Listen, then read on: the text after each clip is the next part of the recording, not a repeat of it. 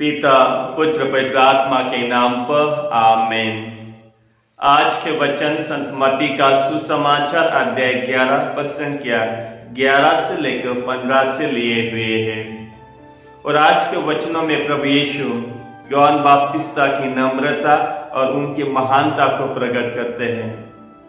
वो कहते हैं कि मनुष्यों में यूहन्ना बपतिस्ता से कोई बड़ा पैदा नहीं हुआ है।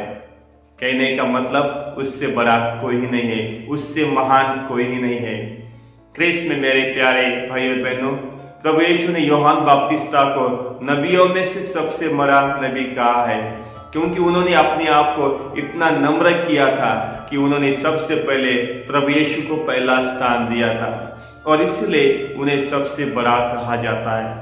और आज प्रभु यीशु हमें भी आश्वासन देते कि यूहन्ना बपतिस्ता से बड़ा हम लोग हो सकते अगर हम स्वर्ग राज्य में सबसे छोटे होने की कोशिश करेंगे। जब हम अपने आप को नम्र करते, जब हम लोगों की सेवा करते, तब हम ईश्वर के राज्य में बड़े होते। क्रिस्त में मेरे प्यारे भाई और बहनों, यूहन्ना बपतिस्ता ने अपने जीवन में प्रभु यीशु को पहला स्थान दिया था।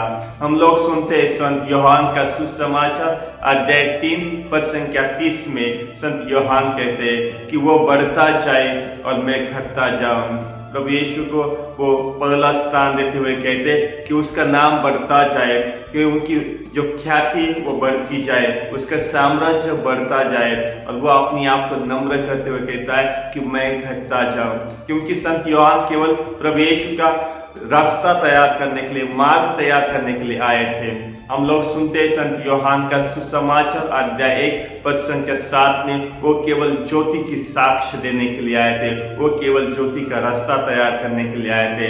क्रिस्त में मेरे प्यारे भाई और बहनों, हम लोग सुनते हैं संत लूकास का सुसमाचार अध्याय 3 पद संख्या 16 में संत यूहन्ना कहते कि जो मेरे बाद में आने वाला है वो सबसे शक्तिशाली है। मैं तो तुम्हें जल से बपतिस्मा देता हूँ, लेकिन वो जब आएगा वो तुम्हें आत्मा से बपतिस्मा देगा। क्रिस्त में मेरे प्यारे भाई और बहनों, संत यूहन्ना कहते यहाँ पे कि मैं उसके जूते की फीता खोलने की भी लायक नहीं हूँ। वो अपनी अयोग्यता को स्वीकार करते और प्रभु यीशु के सामने नम्र होते, और इसीलिए प्रभु यीशु उन्हें महान कहते, उसे बड़ा कहते।